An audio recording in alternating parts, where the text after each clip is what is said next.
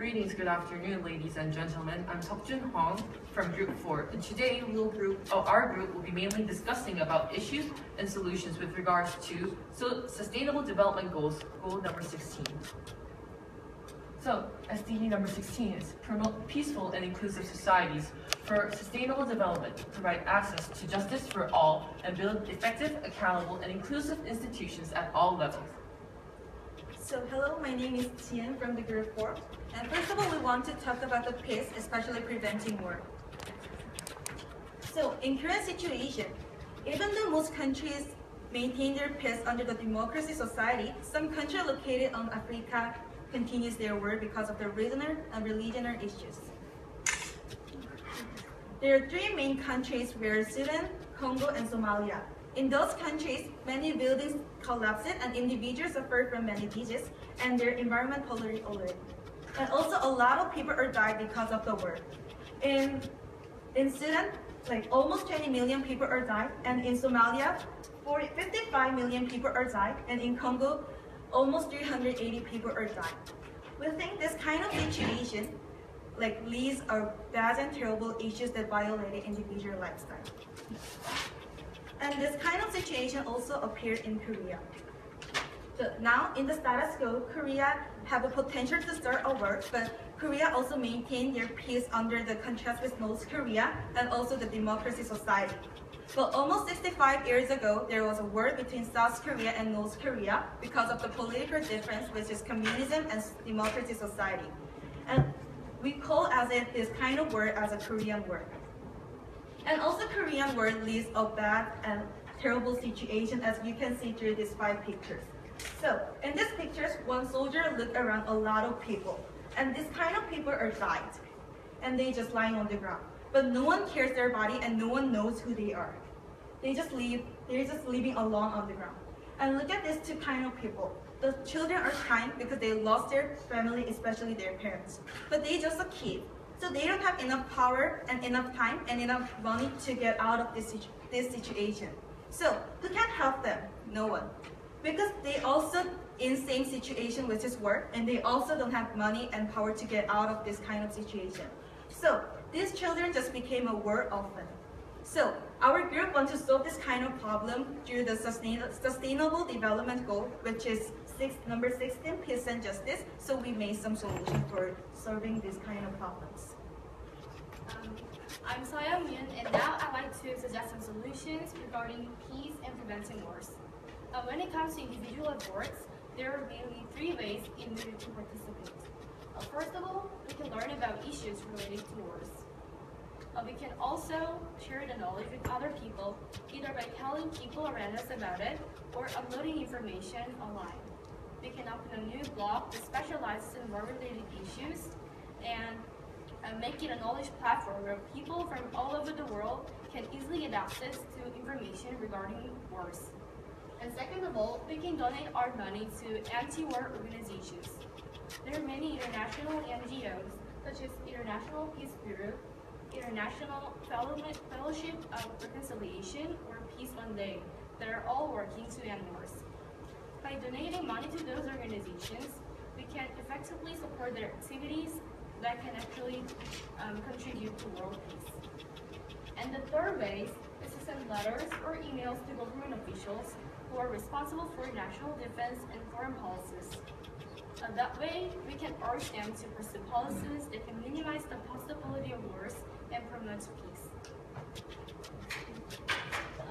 Conducting campaigns at schools or in local communities can be an effective way to facilitate peace solutions by gathering joint efforts.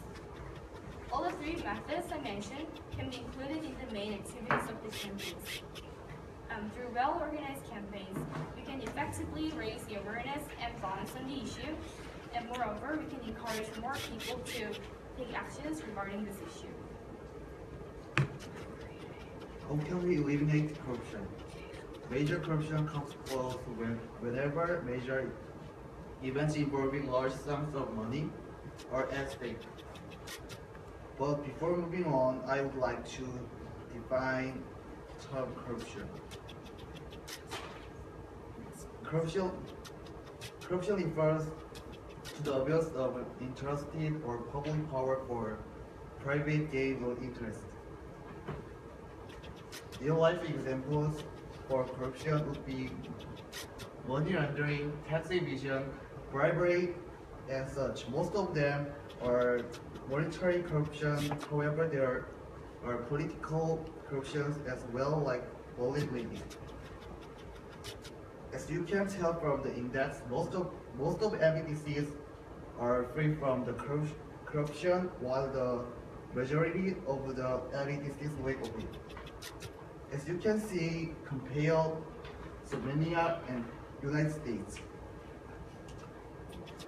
So based on the lessons from the corruption-free societies, I have listed some efforts that must be took up by degraded and corrupted society.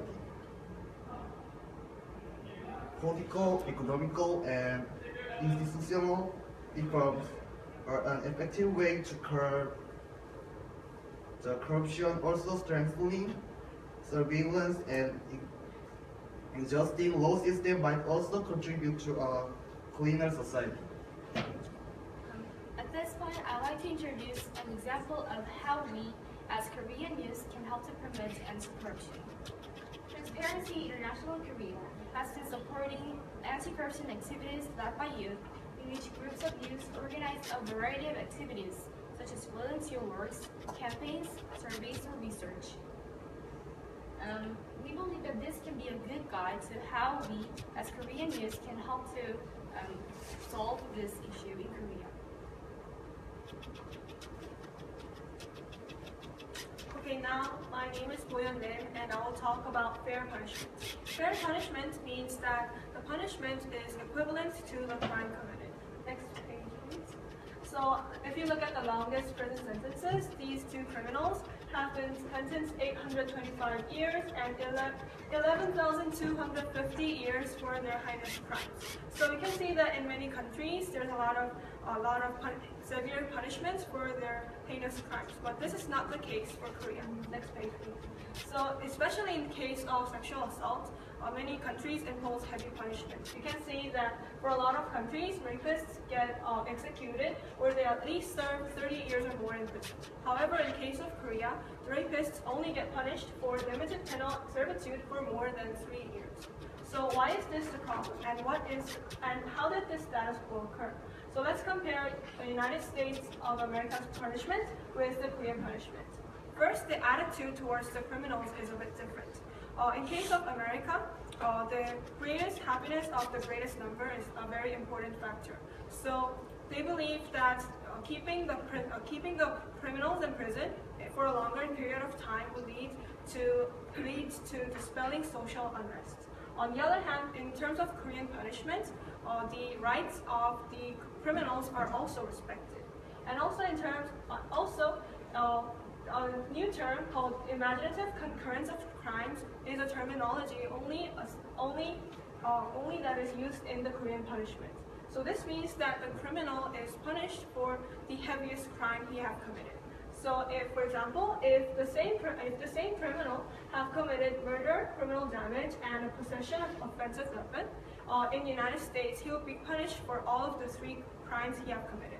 On the other hand, in Korea, he would be only punished for murder because that is the heaviest crime. So that is why he gets less punishment than other criminals around the world. So in conclusion, we believe that too little punishment in Korea is a severe problem because the criminals are not getting enough punishment to the sins they have committed. And we are trying to find changes to the status quo. So what are our rules in promoting fair punishments with strong institutions? First, campaign for a repeal of the reporting system. This is absolutely imperative if it goes down to sexual assault and rape. When crime subject to victim's complaint is applied to rape cases, prosecution is near impossible when the accused has one victim to consent. Moreover, notwithstanding active feminist movements, women these days are still reluctant to be regarded as the victim of rape because of bad perception among them formed around it by the society. Even though the crime subject to victim's complaint was originally intended to ensure privacy, there were lots of criticisms going on. People have been insisting that this reporting system merely militates as a big loophole, allowing criminals or accused to dodge from further punishments. Fortunately, after active women's rights movements for 20 years, rape was finally removed from the crime subject to victims complaint category starting from the June 19, 2013. Accordingly, prosecution is mandatory without the victim's accusation, which leads to a fair punishment for the criminals. Second, rescue individuals suffering from severe sentence for the weight of their crime. So, and vice versa, we must also take care of individuals suffering from severe sentences for the weight of their crime and crippling impairments that diminishes their capability. Via a fair punishment project, we should eliminate excessive punishment and systematic problems for fair punishments for both victims and accused. Slide, please. So again, how can we? What is our role? What are our roles in eradicating corruption and constructing an upright society? First, we should reform public administration and finance management. Reforms focusing on improving financial management and strengthening the role of auditing agencies have in many countries achieved greater impact than public sector reforms on curbing corruption. Second, we should promote transparency and access to information. Countries successful at curbing corruption have a long tradition of government openness, freedom to the press, transparency, and access to information. Access to information increases the responsiveness of government bodies while simultaneously having a positive effect on the levels of public participation in the country. Last but not least, empowering citizens. And in my perspective, I think this is a task that global citizens must be in mind of. Strengthening citizens' demand for anti-corruption and empowering them to hold government accountable is a sustainable approach that helps to build mutual trust between citizens and governments.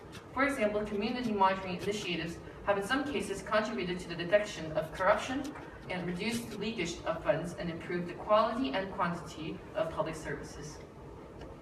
So, and that is SDG goal number 16. And what I talked about was the importance of promoting peace and justice in international proportions, and I gave you several solutions regarding the issues and related with SDG number 16. So the first thing I want you to do when you leave here today is to implement the first step in the solution of SDG goal number 16 and write down your initiative for promoting peace and justice with surroundings. Thank you.